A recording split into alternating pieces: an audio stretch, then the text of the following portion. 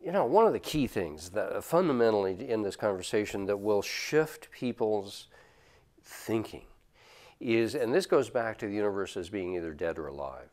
And so often when I speak with people that want to be realistic, let's be practical, let's be realistic.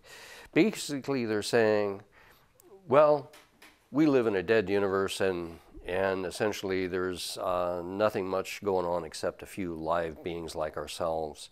And so let's exploit the deadness on behalf of the living and ourselves. And so it creates an exploitive mindset. As soon as we look at the universe as dead, the first response is, well, let's exploit it for those that are alive. And on the other hand, if we say, well, look, it's a living system that we're a part of, well, then you want to take care of it, you want to connect with it, you want to be a part of that dance of aliveness. It just fundamentally shifts the whole equation of who we think we are and what we're doing here.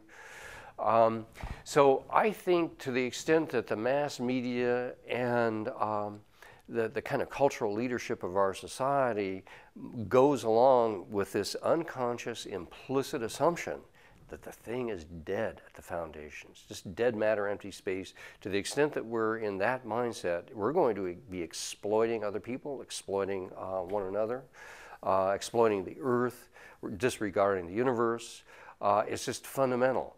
So if it's dead, exploit it. If it's alive, revere it. Take care of it. And so I think one of the deepest shifts that we are challenged to make, and if you look at hunter-gatherer societies and others around the world that have rites of passage, times of initiation, that go from adolescence to adulthood, there are three things that happen in those rites of passage. People come to a new sense of their connection with the earth and wanting to care for the earth, a new sense of one another and wanting to care for one another as a part of the web of life. And then thirdly, a new sense of being in a sacred universe and having a sense of ancestors and a sense of the future and having a sense of sacred relationship with it all. And so to the extent that we think we live in a dead universe, we're not going to have that sacred relationship with any of them.